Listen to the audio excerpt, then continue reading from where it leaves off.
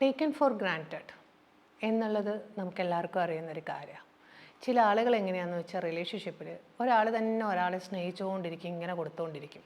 മറ്റേ ആൾക്ക് അത് വാങ്ങിക്കൊണ്ടിരിക്കുക എന്നുള്ളത് ഒരു മനോഹരമായൊരു കാര്യം, നല്ല സുഖമുള്ളൊരു കാര്യം അതിലായിരിക്കും ഉണ്ടാവുക. പക്ഷേ ഒരാൾ തന്നെ എപ്പോഴും കൊടുത്തുകൊണ്ടിരിക്കുകയാണെങ്കിൽ എന്താണ് പ്രശ്നം ഉണ്ടാവുന്നത്? മറ്റേ ആൾക്ക് കുറച്ച് കഴിഞ്ഞാൽ എന്തായാലും ഒരു സങ്കടവും വിഷമമൊക്കെ ഉണ്ടാവും. അങ്ങനെ ഒന്നും പ്രതീക്ഷിക്കാതെ കൊടുക്കുന്ന സ്നേഹം എന്നൊക്കെ പറയുകയാണെങ്കിലും എന്തായാലും ആൾക്കാർ തിരിച്ചും പ്രതീക്ഷിക്കുന്നില്ലേ? പിന്നെ ഈ ടേക്കൻ ഫോർ ഗ്രാൻറ്റഡ്, അവർക്കത് മനസ്സിലാവും, അതുകൊണ്ട് പിന്നെ ആയാലും ഓക്കെ. അങ്ങനെ എപ്പോഴും നമ്മൾ പിന്നേക്ക് അവരെ മാറ്റി വെച്ചുകൊണ്ടിരിക്കുകയാണ്. നിങ്ങളുടെ എല്ലാ പ്രശ്നങ്ങളിലും എല്ലാം സോൾവ് ചെയ്ത് തന്നിട്ട് ഇവരെ നമുക്ക് ഓക്കെ ആക്കാം. അപ്പോഴേക്കും എന്താവും? അത് സാരമില്ല, പിന്നീടാവും. ഇങ്ങനത്തെ സിറ്റുവേഷൻസിലൊക്കെ വരുന്ന സമയത്ത് എത്രമാത്രം വേദനയിൽ കൂടെ അവർ പോകുന്നു.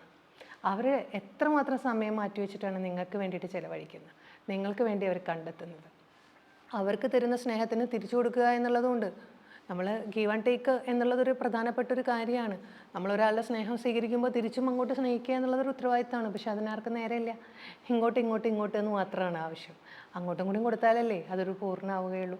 അത് ആൾക്കാർ മറന്നു പോകുമ്പോഴാണ് പ്രശ്നം ഉണ്ടാകുന്നത്. അതുകൊണ്ട് തന്നെ ഏതൊരു റിലേഷൻഷിപ്പിലും നമ്മളധികം ശ്രദ്ധിക്കേണ്ട ഒരു കാര്യം, അങ്ങോട്ടും ഇങ്ങോട്ടും സ്നേഹം കൊടുക്കാൻ നമ്മൾ പഠിക്കണം. തിരിച്ചു തരുന്ന അങ്ങോട്ട് കൊടുക്കാനും നമുക്ക് സാധിക്കണം. പിന്നെ ചില ആൾക്കാർ എല്ലാം ശരിയാക്കി കൊണ്ടുവരും, എൻ്റെ സ്നേഹം കൊണ്ട് അദ്ദേഹത്തിനെ ശരിയാക്കണം അല്ലെങ്കിൽ അവളെ ശരിയാക്കണം എന്നൊക്കെ വിചാരിച്ച് ഇങ്ങനെ സ്നേഹിച്ചുകൊണ്ടിരിക്കും. പക്ഷേ ഒരു മാറ്റവും. മറ്റേ ആൾ വിചാരിക്കുന്ന എൻ്റെ കാര്യങ്ങളൊക്കെ അവൾക്ക് മനസ്സിലാക്കുന്നുണ്ട്, കുഴപ്പമില്ല, ഇങ്ങനെ തന്നെ അങ്ങോട്ട് പോവാം. ചില ആൾക്കാർ പഠിപ്പിക്കുക എന്നുള്ളൊരു അർത്ഥത്തിലൊക്കെ ഉണ്ടാവും. ഞാൻ അവളെ ഒന്ന് പഠിപ്പിക്കട്ടെ അല്ലെങ്കിൽ അവനെ ഒന്ന് പഠിപ്പിക്കട്ടെ, ഞാൻ ഇങ്ങനെയൊക്കെ ഒന്ന് മാറി നിൽക്കട്ടെ, ഇങ്ങനെയൊക്കെ ആവട്ടെ. എന്താ കാര്യം? ഒരുപാട് നിങ്ങളിങ്ങനെ പഠിപ്പിച്ചിട്ട് നിങ്ങളെ വേണമെന്നില്ലാതെയാവും. ഒരുപാട് നിങ്ങളെ ആവശ്യമില്ല എന്ന രീതിയിൽ ഒരാളെ പഠിപ്പിച്ചുകൊണ്ടിരിക്കുമ്പോൾ ആ ആൾക്ക് നിങ്ങളുടെ ലൈഫിൽ ഈ ഒരു ഇമ്പോർട്ടൻസും ഇല്ലാത്തൊരു ലെവലിലേക്ക് നിങ്ങൾ കൊണ്ടെത്തിക്കുകയാണ് ചെയ്യുന്നത്. അത് നിങ്ങൾക്ക് ആവശ്യമുണ്ടോ? നിങ്ങളൊന്ന് ചിന്തിച്ച് നോക്ക്. നിങ്ങളുടെ പാർട്ട്ണറാണെങ്കിൽ, നിങ്ങളുടെ ബെസ്റ്റ് ഫ്രണ്ട് ആണെങ്കിൽ, നിങ്ങളുടെ ഏത് റിലേഷൻഷിപ്പ് ആണെങ്കിലും നിങ്ങൾക്ക് അവരെ ആവശ്യമുണ്ടെങ്കിൽ എന്തിനാണ് ഇങ്ങനെ പാഠം പഠിപ്പിക്കാനും കാര്യങ്ങൾ ചെയ്യിപ്പിക്കാനും വേണ്ടി നിങ്ങൾ മിണ്ടാതിരിക്കുന്നത്? ജീവിതത്തിൽ ഒരു നല്ല ദിവസമാണ് നഷ്ടമാവുന്നത്. എന്തൊരു പ്രശ്നം ഉണ്ടെങ്കിൽ അത് പറഞ്ഞു തീർക്കുക എന്നുള്ളതാണ് ഏറ്റവും പ്രധാനപ്പെട്ടൊരു കാര്യം. ആഫ്റ്റർ ഓൾ നല്ലൊരു ജീവിതത്തിന് ഏറ്റവും മനോഹരമായി കൊണ്ടുപോവുക എന്നുള്ളത് നമ്മുടെ എല്ലാവരുടെയും ഉത്തരവാദിത്തമാണ്.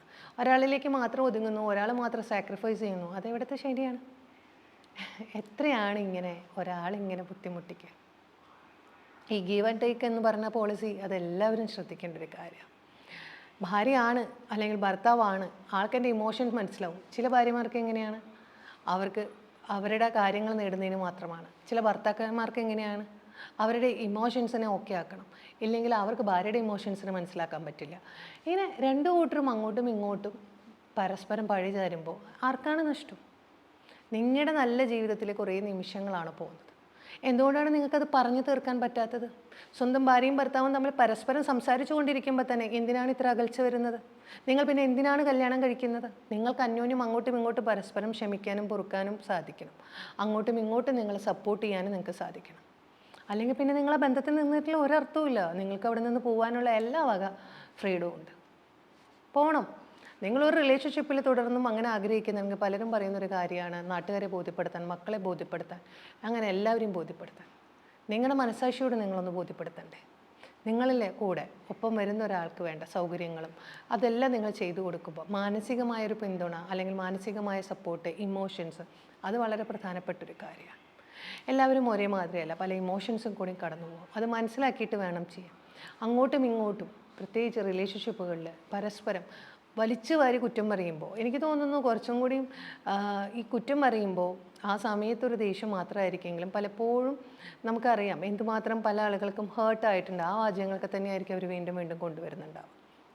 പക്ഷെ അതുകൊണ്ട് റിലേഷൻഷിപ്പ് ഓക്കെ ആവണമെന്നില്ല. പക്ഷെ ചില ബന്ധങ്ങളിൽ അത് ഓക്കെ ആവാം, പക്ഷെ എല്ലാറ്റിലും അങ്ങനെയല്ല. പക്ഷെ ഇതേ കാര്യം തന്നെ ഒരു ഹസ്ബൻഡ് വൈഫ് റിലേഷൻഷിപ്പിലാവുന്ന സമയത്ത് അതിങ്ങനെ വർക്ക് ചെയ്യില്ല. അങ്ങോട്ടും ഇങ്ങോട്ടും പറഞ്ഞതിന് അവരെത്രയായാലും മനസ്സിൻ്റെ ഉള്ളിൽ കൊണ്ടു നടക്കുന്ന ആൾക്കാരുണ്ട്, ചില മുറിവുകളായിട്ട്. കാരണം രണ്ട് വ്യക്തികളാണ് ചേർന്നിരിക്കുന്നത്. അപ്പോൾ അതുകൊണ്ട് തന്നെ അവരെ ഒരുമിച്ച് സപ്പോർട്ട് ചെയ്യുക എന്നുള്ളത് ഓരോരുത്തരുടെയും ചുമതലയാണ്. അല്ലാണ്ട് വെറുതെ അങ്ങോട്ടും ഇങ്ങോട്ടും പരസ്പരം പഴി ചാരിയിട്ട് ഒരു കാര്യവുമില്ല. ജീവിതം മനോഹരമാവണമെങ്കിൽ ഗീവ് ആൻഡ് ടേക്ക് എന്നുള്ളൊരു പോളിസി കൊണ്ടുപോകണം.